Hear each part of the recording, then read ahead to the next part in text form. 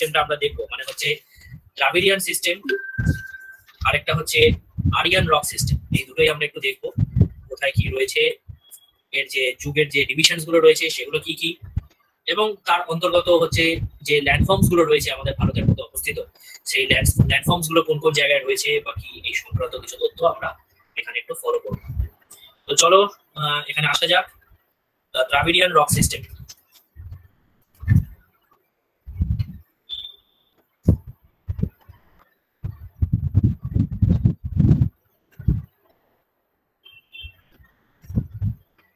এটা হচ্ছে আমরা আগের ক্লাসেই দেখেছিলাম 3 নম্বর, দুটো ডিভিশন ফলো করেছিলাম। এটা হচ্ছে 3 নম্বর ডিভিশন।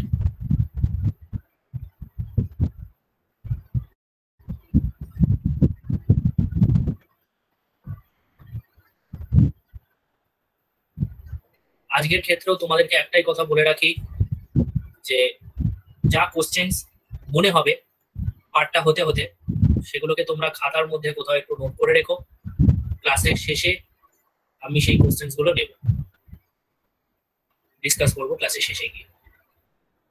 মাঝখানে তোমরা শুধুমাত্র এই পোর্শনটাকে আগে ভালো করে বোঝার চেষ্টা করো। দেখো দ্রাবিড়িয়ান রক সিস্টেম বা দ্রাবিড়ীয় ভূতাত্ত্বিক যুগ, এটা যদি দেখা যায় বেসিক্যালি এটি শুরু হয়েছিল প্যালিওজোইক গ্রুপের আন্ডারে, মানে প্যালিওজোইক গ্রুপ অফ রক সিস্টেম তার আন্ডারে।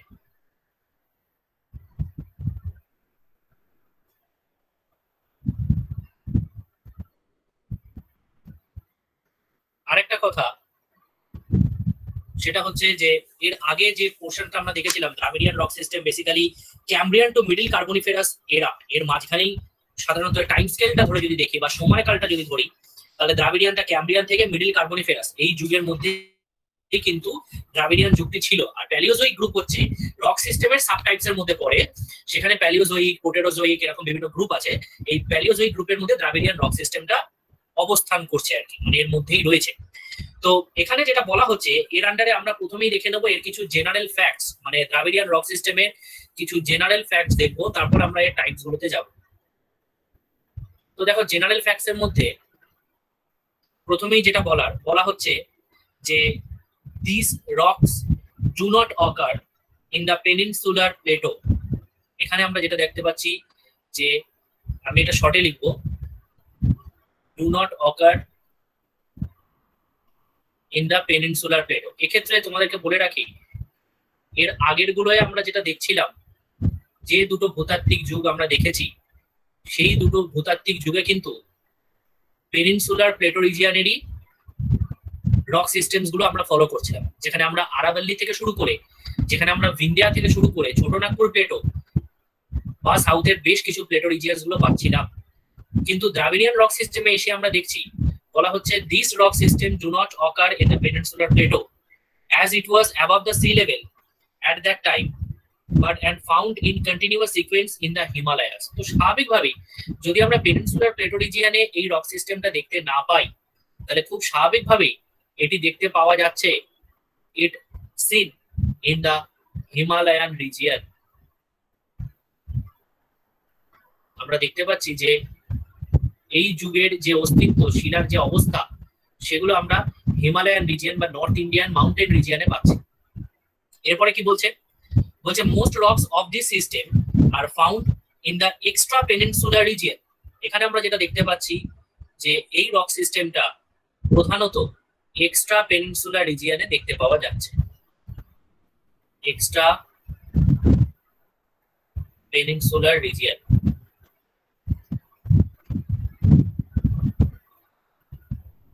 এবার এটাও একটু বুঝতে হবে যে এক্সট্রা পেনিনসুলা বলতে গেলে কোন জায়গাটাকে বলা হচ্ছে। তাহলে পেনিনসুলার প্রান্তবর্তী অঞ্চলটাকে এক্সট্রা পেনিনসুলা বলা হচ্ছে। আমি গত ক্লাসেও তোমাদের বলেছিলাম, আজকে আবার বলে দিচ্ছি যে পেনিনসুলার প্লেটো রিজিয়নের যে পোর্শনসটা আমরা ফলো করেছিলাম সেই পোর্শনস অনুযায়ী মোটামুটি ভাবে আরাবল্লী থেকে শুরু করে এইভাবে হচ্ছে পেনিনসুলার প্লেটোর যে পোর্শনটা সেটা অবস্থান করছে। এর প্রান্তবর্তী অঞ্চল, মানে আমরা বলতে পারি এর গ্রেটার পোর্শনসটা যেটা সমভূমি অঞ্চলের সাথে রিলেটেড, এই অঞ্চলটাকে মূলত এক্সট্রা পেনিনসুলার রিজিয়ন বলা হচ্ছে। সমভূমি আর উপদ্বীপীয় মালভূমির যে সংযোগ স্তরের পোর্শনটা, that is called extra peninsular region. এই এক্সট্রা পেনিনসুলার রিজিয়নের মধ্যেও আমরা দ্রাবিড়িয়ান রক সিস্টেম দেখতে পাচ্ছি। আর কোথায় দেখতে পাচ্ছি? আর দেখতে পাচ্ছি এর উত্তর দিকে অবস্থিত যে পার্বত্য অঞ্চল, বুঝতেই পারছো আমি এখানে মার্ক করছি হিমালয়ের পোর্শনটা, সেই জায়গাতে আমরা এই দ্রাবিড়িয়ান রক সিস্টেমটা দেখতে পাচ্ছি। আর কি বলা হচ্ছে? আর বলা হচ্ছে যে সাধারণত these rocks belong to the Dravidian system, contained abundant fossils। এইবার চলে আসো সেই পয়েন্টটায়, যে পয়েন্টটা আমরা এর আগের দুটো যুগে পাইনি। কি পাচ্ছি? this rock system contain abundant fossils।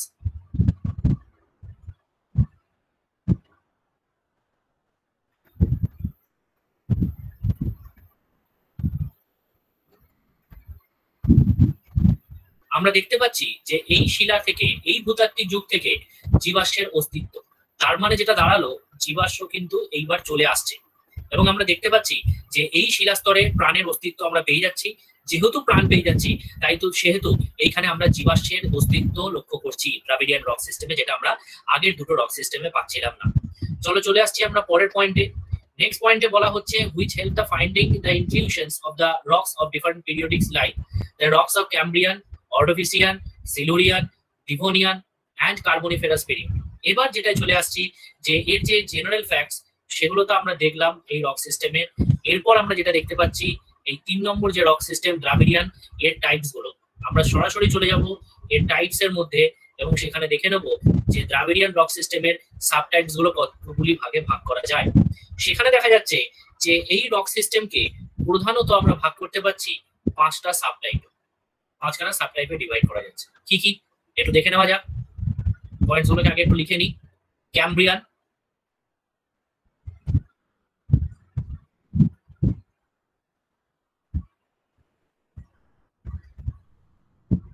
Ordovician,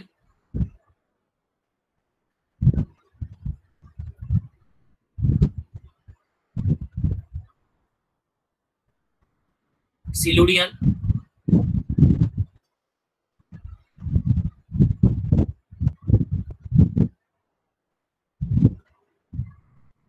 Devonian,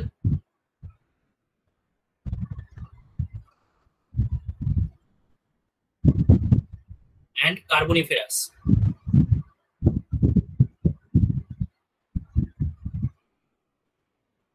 এই 5টা যুগ এখানে আমরা দেখতে পাচ্ছি, মানে দ্রাবিডিয়ানের সাবটাইপস হিসেবে বলতে পারো রক সিস্টেমের মধ্যে। এবার তার মধ্যে আমরা চলে আসছি ফার্স্ট দ্য ক্যাম্ব্রিয়ান। এবার প্রত্যেকটা ক্ষেত্রে আমরা এদের অবস্থান এবং এই অঞ্চলের মধ্যে আমরা কোন ধরনের শিলার অস্তিত্ব দেখতে পাচ্ছি সেই জায়গাটা একটু দেখে নেব। ফার্স্ট চলে আসছি ক্যাম্ব্রিয়ানে।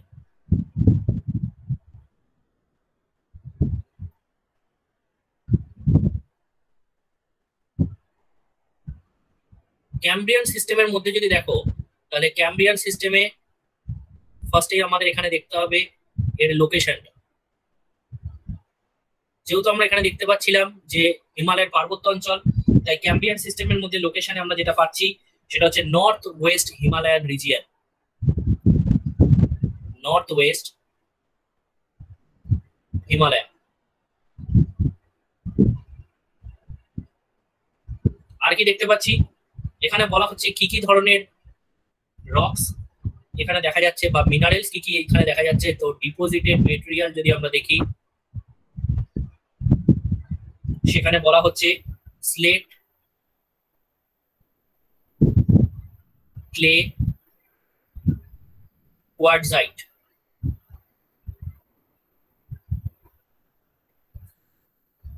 চলো চলে আসছি আমরা পরের পয়েন্টে। সরি, চলে আসছি আমরা পরের পয়েন্টে এবং সেটা হচ্ছে অর্ডোভিসিয়ান।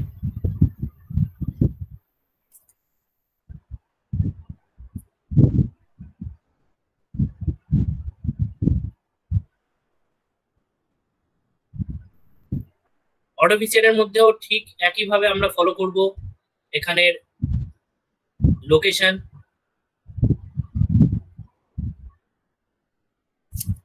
অর্ডোভিসিয়ান যে ভূতাত্ত্বিক যুগ দ্রাবিডিয়ানের দ্বিতীয় ভাগ, এবং সেখানে আমরা দেখতে পাচ্ছি এটা কোথায় দেখা যাচ্ছে।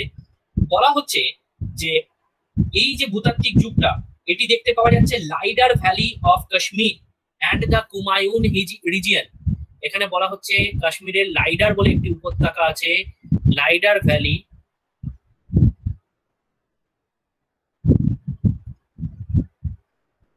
অ্যান্ড বলা হচ্ছে কুমায়ুন হিমালয়।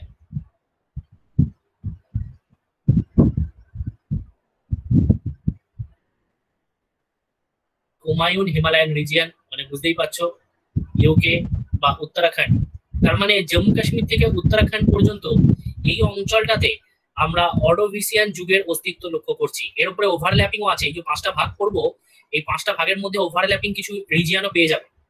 এখানে লোকেশনের মধ্যে আমরা নেক্সট আবার সেটা ফলো করব, সেটা হচ্ছে এখানে কি কি মেটেরিয়াল বা মিনারেল এখানে অবস্থান করছে।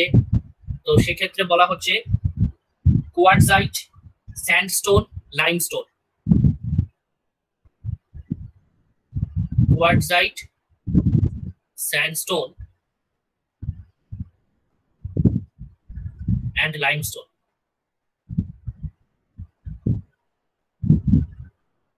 নেক্সট পরের ভূতাত্ত্বিক যুগ এবং সেটি হচ্ছে দ্য সিলুরিয়ান।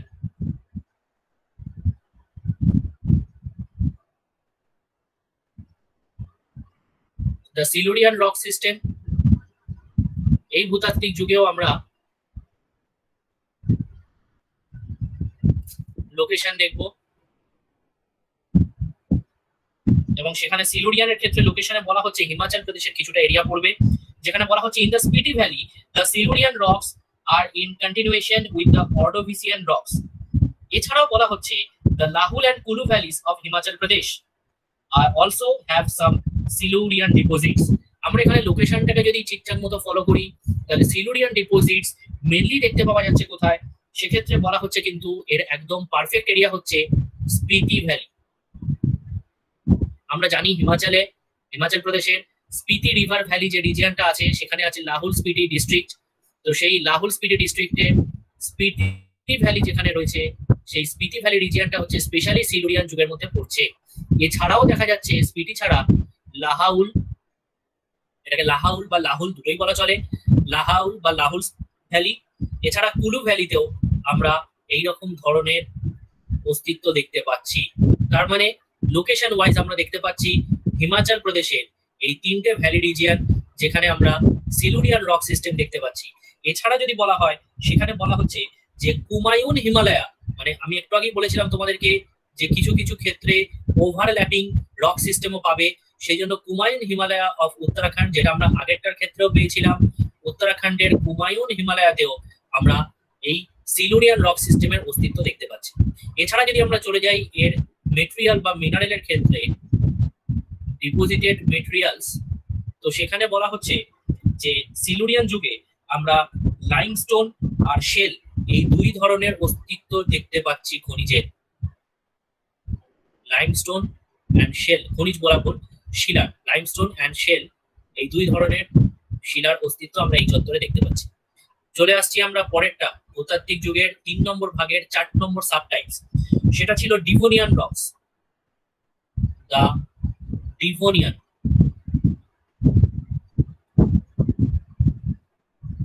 রক সিস্টেম, এটার উপরে বেস করে এরও আমরা দুটো ইনফরমেশন দেখবো।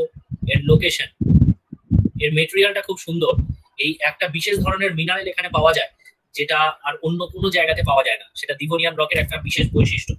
ডিভোনিয়ান রক সিস্টেমের মিনারেল আসার আগে আমরা লোকেশনটা একটু দেখে নিই। এখানেও একই কথা বলা হচ্ছে, স্পিটি ভ্যালিতে দেখা যাচ্ছে Spiti and Kumaun on the flanks of the Lidar anticline and the Haridwar district of Uttarakhand। তাহলে ডিভোনিয়ান রক সিস্টেম বেসিক্যালি আমরা দেখতে পাচ্ছি স্পিটি ভ্যালি অফ হিমাচল প্রদেশ, আমরা এখানে দেখতে পাচ্ছি কুমায়ুন রিজিয়ন মানে north western part of Uttarakhand, সেই পোর্শনটা আমরা এখানে দেখতে পাচ্ছি Haridwar south eastern part of Uttarakhand, সেখানেও দেখতে পাচ্ছি। আর দেখতে পাওয়া যাচ্ছে লাইডার ভ্যালি, যেটা আমরা জম্মু কাশ্মীরে দেখছিলাম, তো লাইডার ভ্যালিতেও আমরা এই ডিভোনিয়ান রক সিস্টেম দেখতে পাচ্ছি।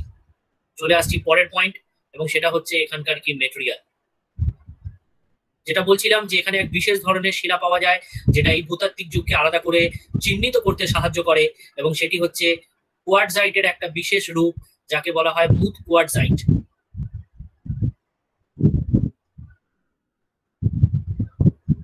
এই মুথ কোয়ার্টজাইট এটা একটা বিশেষ ধরনের খনিজ, এটা কোয়ার্টজাইটের একটা আকরিক বলতে পারো, তার একটা ভাগ বলতে পারো। সেই মুথ কোয়ার্টজাইট এটা দ্য ডিভোনিয়ান সিস্টেমের একটি গুরুত্বপূর্ণ বৈশিষ্ট্যকে বহন করে চলেছে। চলো চলে যাই পরের পয়েন্ট। নেক্সট, ডিভোনিয়ানের পরেরটা হচ্ছে গিয়ে দ্য কার্বনিফেরাস।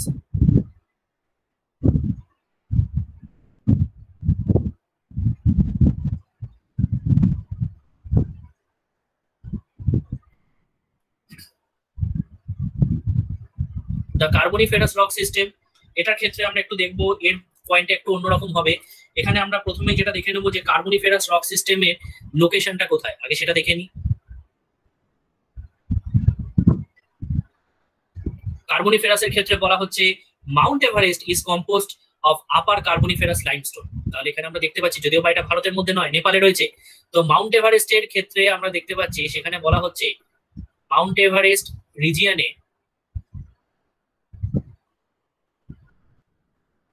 আপার কার্বনিফেরাস লাইমস্টোনের অস্তিত্ব লক্ষ্য করা যাচ্ছে। আপার কার্বনিফেরাস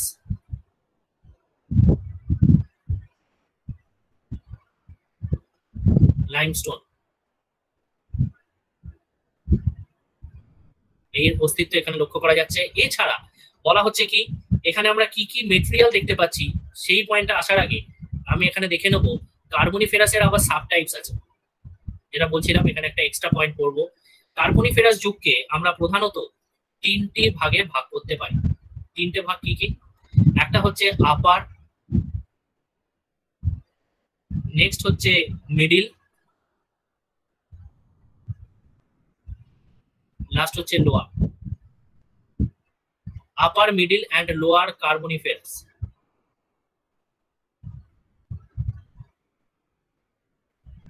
এই তিনটি ভূতাত্ত্বিক যুগ, এর উপযুগ বলা যেতে পারে কার্বনিফেরাসের, সেটি এখানে লক্ষ্য করা যাচ্ছে। এবার আমরা চলে যাব এর মেটেরিয়ালে, মানে এখানে কি ধরনের মিনারেলস আমরা পাচ্ছি। তো সেক্ষেত্রে বলে রাখি, বলা হচ্ছে লাইমস্টোন, কোয়ার্টজাইট, শেল। আমাদের ভারতের নিরিখে যদি দেখি তাহলে বলা হচ্ছে লাইমস্টোন,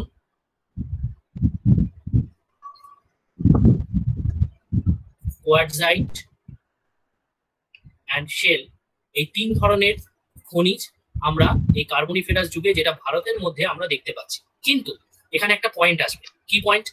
দেখবে স্বাভাবিকভাবে এই পোর্শনটা হতে হতে তোমাদের হয়তো মনের মধ্যে এটাও প্রশ্ন এসেছে যে এখানকার মেটেরিয়ালের মধ্যে আমরা কার্বনিফেরাস যেহেতু পাচ্ছি, তাহলে স্যার এখানে কোলটাও তো আসা উচিত ছিল। কার্বনিফেরাস আমরা জানি এই যুগটা কার্বনের জন্য বিখ্যাত, এই যুগেই কার্বনের প্রধানত অস্তিত্ব উদ্ভব হয়েছিল আমরা পৃথিবীর মধ্যে জানি, তাহলে এখানে কোলটাও আসা উচিত ছিল। এটা হয়তো কারোর কারোর মনে এসছে। তো ভারতের ক্ষেত্রে এখানে একটা পয়েন্ট আছে বলার মতো। কি পয়েন্ট? আমি পয়েন্টটা একটু পড়ে শোনাচ্ছি, সারমর্মটা আমি এখানে নোট করব। কি বলা হচ্ছে? Carboniferous in geology means coal bearing. Coal formation started in the Carboniferous age. আবার বলছি, coal formation started in the Carboniferous age, but most of the coal found in India is not of Carboniferous period. আশা করি তোমাদের মানেটা বোঝাতে পারলাম। আমি আরো একবার সেটা বলে দিই। বলা হচ্ছে যে কার্বনিফেরাস যুগটা মানেই বলা হচ্ছে কয়লার উৎপত্তি, কার্বনের উৎপত্তি। কিন্তু ভূতাত্ত্বিকেরা গবেষণা করে আমাদের ভারতের কার্বনিফেরাস যুগে কোন রকম কয়লার অস্তিত্ব পাওয়া যায়নি, সেটা তারা কনফার্ম করেছে। তাদের বক্তব্য হচ্ছে ভারতে যে কয়লা পাওয়া যাচ্ছে সেটি কিন্তু কার্বনিফেরাস যুগের নয়। তাহলে সেটা কোন যুগের, সেটা আমি একটু পরে আসছি। বলা হচ্ছে, আমি লাইনটা আবার পড়ছি, but most of the coal found in India is not of carboniferous period. তারা বলছে যে কার্বনিফেরাস যুগের কয়লা আমাদের ভারতে কিন্তু পাওয়া যায় না। কি বলা হচ্ছে? Except coal of Great Lakes region of USA. আমরা জানি আমেরিকা যুক্তরাষ্ট্রের গ্রেট লেকস রিজিয়ন আছে, সেখানে পঞ্চহ্রদ আছে, সুপিরিয়ার, ইরি, হুরন, অন্টারিও, আর একটা কি নাম আছে ভুলে গেছি। তো যাই হোক, এই যে লেকস গুলো আছে, দ্য গ্রেট লেকস বলা হয়, এই অঞ্চলে আমরা কার্বনিফেরাস যুগে কয়লার অস্তিত্ব পাচ্ছি। এছাড়া কোথায় পাচ্ছি? বলা হচ্ছে ইউকে অ্যান্ড রার রিজিয়ন। রার রিজিয়নটা কোথায় আছে? জার্মানিতে। তো Germany, United kingdom and USA, এই তিনখানা অঞ্চলে আমরা কার্বনিফেরাস যুগের কয়লা কিন্তু পাচ্ছি। তার মানে সারমর্ম এটাই দাঁড়ালো, ভারতে আমরা কার্বনিফেরাস যুগের কয়লা পাচ্ছি না। বোঝাতে পারলাম? আমি আর এটা লিখছি না, তোমরা তোমাদের প্রয়োজন অনুযায়ী আশা করি পয়েন্ট করে নোট করে নিয়েছো। তো সেটাই একটু লিখে রাখো যে ভারতে কার্বনিফেরাস যুগের কয়লার অস্তিত্ব পাওয়া যায়নি। সমগ্র ভূতাত্ত্বিকেরা গবেষণা করে এই বিষয়ে প্রত্যেকে একমত যে ভারতে যে কয়লা পাওয়া যায় সেটা কার্বনিফেরাস যুগের নয়।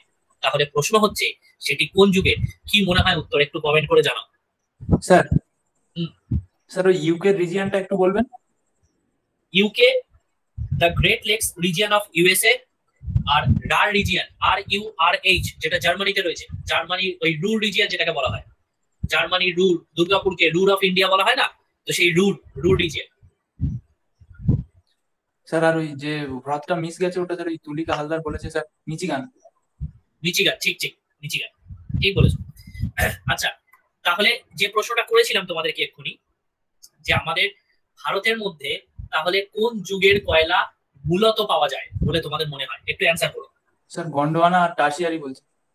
ম্যাক্সিমামটা কি হবে? Maximum coal found in India in which geological phase? Gondwana বলছে স্যার। একদম ঠিক বলেছো, গন্ডোয়ানা। কারণ তোমরা যদি একটু দেখো তাহলে পরিষ্কার বুঝতে পারবে ভারতের গন্ডোয়ানা যুগের কয়লার যে শতকরা হার সেটা হচ্ছে 99%। ভারতের গন্ডোয়ানা যুগের কয়লার 99% পাওয়া যায়, আর 1% পাওয়া যায় টার্সিয়ারি যুগের কয়লা। টার্সিয়ারিটা অত্যন্ত আধুনিক যুগ, এবং টার্সিয়ারি যুগের যে কয়লা তার তুলনায় গন্ডোয়ানা যুগের কয়লার যে কোয়ালিটি সেটা আরো বেটার। আর তোমাদের বলে রাখি, গন্ডোয়ানা যুগের কয়লার তুলনায় আবার কার্বনিফেরাস যুগের কয়লার যে কোয়ালিটি সেটা ফার বেটার। মানে কয়লা যত পুরনো হবে তত তার গুণগত মান বা বৈশিষ্ট্য বা কোয়ালিটি তত বেটার। এটাই মূল বেসিক কনসেপ্ট আর কি, ঠিক আছে? তো চলো আমরা চলে যাই, এটার সাথে সাথে আমরা দ্রাবিড়িয়ান রক সিস্টেম শেষ করে ফেললাম। আমরা চলে যাচ্ছি এর পরেরটা, রক সিস্টেমের চতুর্থ পর্যায় বা চতুর্থ ভাগ, এবং সেটা হচ্ছে the Aryan rock system.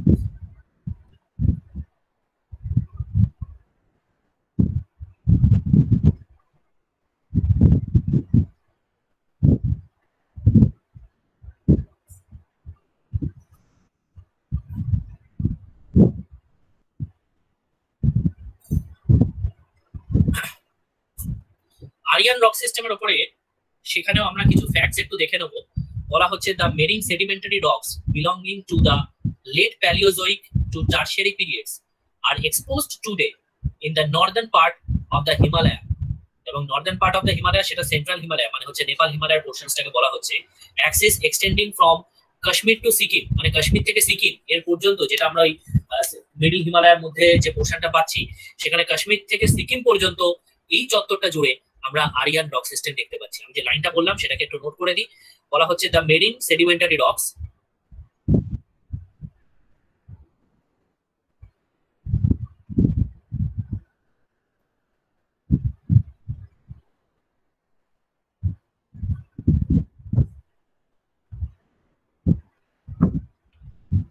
the marine sedimentary rocks belonging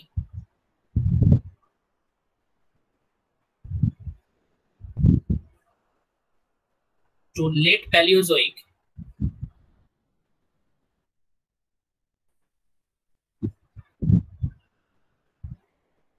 to Tertiary.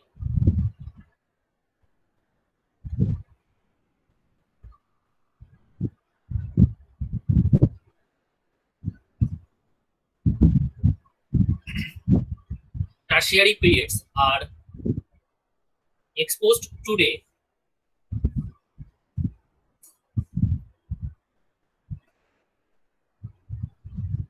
in the northern part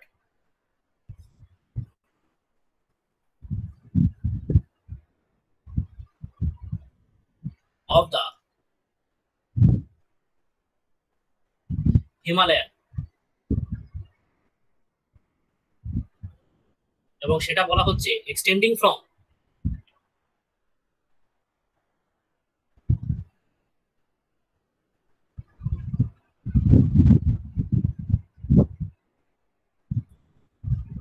Kashmir Himalaya to ইস্টের বলা হচ্ছে সিকিম হিমালয়া পর্যন্ত।